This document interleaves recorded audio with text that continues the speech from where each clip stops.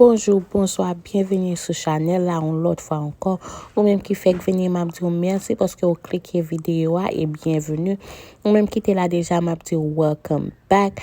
Vidéo ça moi fait pour montrer nous comment moi appliquer un cheveu que moi te metté déjà. Ou même qui a un cheveu qui t'a remis mettre ou par contre comment pour mettre ou pas jeter li, pas à jeter. Regardez vidéo ça et ou après comment pour appliquer li. Moi mettez tout ça moi servi au sous côté ou ka yo sous besoin acheter yo ou ka aller acheter yo. So yeah, regardez vidéo pour ka comment moi appliquer li.